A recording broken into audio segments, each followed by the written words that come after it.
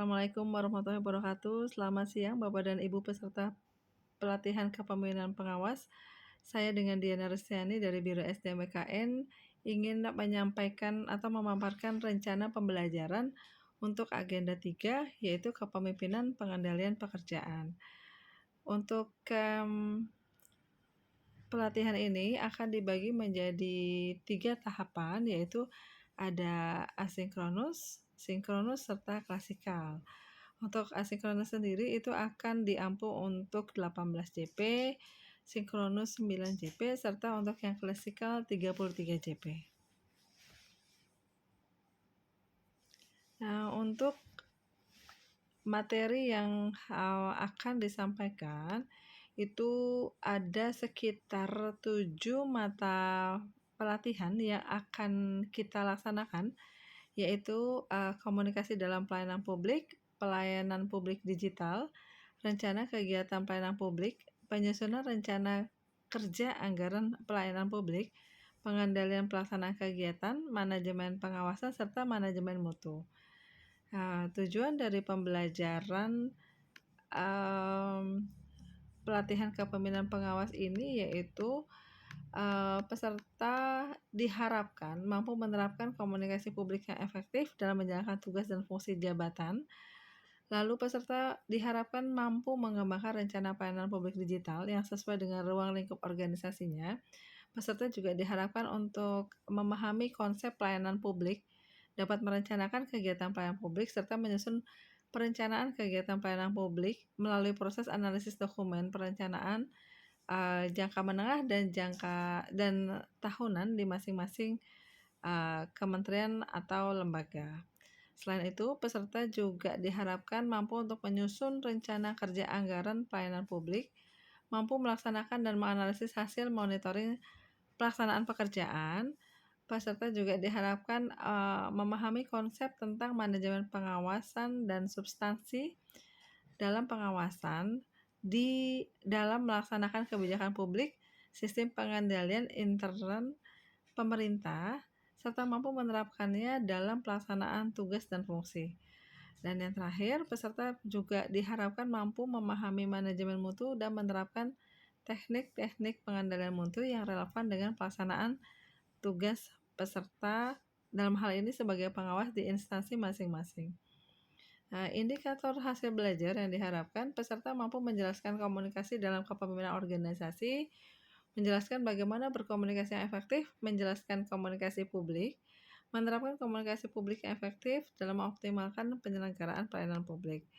Selain itu, peserta juga diharapkan mampu menjelaskan konsep dan kebijakan pelayanan publik digital, mengidentifikasi ragam inovasi pelayanan publik berbasis teknologi informasi, lalu dapat mengidentifikasi komponen utama dalam pengembangan pelayanan publik, dan merencanakan implementasi pelayanan publik digital. Peserta juga diharapkan mampu menjelaskan konsep pelayanan publik yang dilakukan oleh kementerian atau lembaga, serta menjelaskan langkah-langkah teknis penyusunan kegiatan, menyusun perencanaan kegiatan publik, serta dapat menjelaskan mekanisme perencanaan pembangunan, mengidentifikasi inisiatif kegiatan baru sesuai dengan tugas pokok dan fungsi, lalu dapat menyusun rencana kerja anggaran pelayanan publik. Yang berikutnya, peserta juga diharapkan mampu menjelaskan konsep tujuan MONEF dalam pengendalian pelaksanaan pekerjaan, menjelaskan indikator kinerja, proses kerja dan sifat pekerjaan, lalu menjelaskan teknik monitoring dan analisis hasil monitoring. Selain itu, peserta juga mampu menjelaskan konsepsi tentang manajemen, menjelaskan konsepsi pengawasan, menjelaskan dan menerapkan konsepsi pengawasan konsepsi manajemen pengawasan, menjelaskan sistem pengawasan pengendalian intern pemerintah sebagai salah satu implementasi manajemen pengawasan, lalu pemantauan hasil pengawasan, pembinaan dan pengawasan penyelenggaraan pemerintah.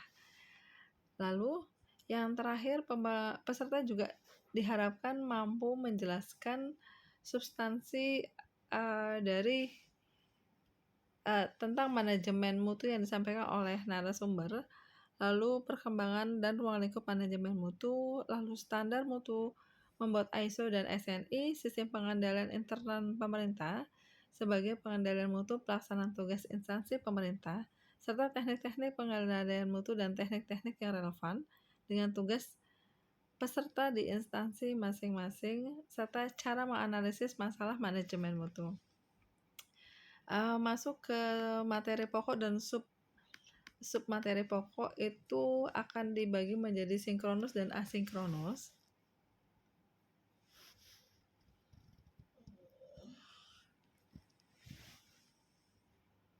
Di hari ke-15 pada saat pelaksanaan sinkronus itu fasilitator akan memperkenalkan diri. Lalu perkenalan yang dilakukan peserta misalnya menyebutkan nama, jabatan, dan asal instansi. Lalu untuk mempermudah mengingat satu dengan yang lainnya, fasilitator akan meminta peserta menyebutkan satu benda yang menggambarkan diri peserta masing-masing. Lalu fasilitator juga meminta peserta untuk mengganti nama di layar menjadi nama dan asal instansinya supaya lebih memudahkan nanti pada saat kita berinteraksi satu dengan yang lainnya pada saat proses pembelajaran. Lalu setelah perkenalan antara fasilitator dan peserta, lalu akan dilakukan ice breaking. Ice breaking-nya mungkin ice breaking yang simpel saja. Pada saat fasilitator itu menginformasikan, memanggil nama peserta, maka peserta harus mempersiapkan moto hidup. Misalnya, halo, nama saya Diana, moto hidup saya hari ini harus lebih baik dari kemarin. Lalu dari satu orang akan menunjuk peserta yang lainnya hingga seluruh peserta dalam kelas sudah memperkenalkan diri lalu dan menyebutkan moto hidup masing-masing. Nah, setelah itu fasilitator akan menyampaikan tujuan dan agenda pembelajaran. Peserta akan menyimak lalu bertanya jawab dan diskusi seputar materi yang disampaikan. Setelah itu akan dilakukan review pembelajaran mandiri. Peserta akan diharapkan untuk mengungkapkan hasil pelajaran mandirinya, misalnya sharing pengalaman dan kesan yang dan keuntungan dan kerugian dari pembelajaran mandiri. Lalu yang berikutnya pemaparan isu agenda 3. Nanti peserta diharapkan secara sukarela bisa maju bisa maju untuk memaparkan secara singkat dan melakukan diskusi sekitar 10 menit mengenai pengambilan atau pemilihan isu yang dipaparkan begitu. Lalu yang berikutnya peserta juga diminta untuk melakukan tanya jawab dan diskusi terkait dengan penugasan yang sudah dilakukan. Nah, untuk yang di hari berikutnya sama, karena sudah ada pengenalan maka hanya akan dilakukan semacam ice breaking saja untuk mengawali supaya mempermudah atau membuka hari pembelajaran supaya lebih menarik begitu. Jadi peserta diminta untuk berbicara mengenai apa saja yang dilakukan. Lalu kita seperti ngobrol seperti biasa sehingga tercipta komunikasi antara fasilitator dan peserta begitu. Berikutnya akan terus dilakukan pemaparan yang sama. Fasilitator akan memandu peserta untuk menyampaikan memaparkan materi dan menyampaikan informasi-informasi yang dibutuhkan seputar dengan tema yang disampaikan hari itu. Lalu akan ada tanya jawab dan diskusi terkait dengan penugasan yang sudah dilakukan. Sampai dengan hari ke-18 itu akan dilakukan sinkronus. Nah, lalu di hari ke-31 akan dengan kelas klasikal.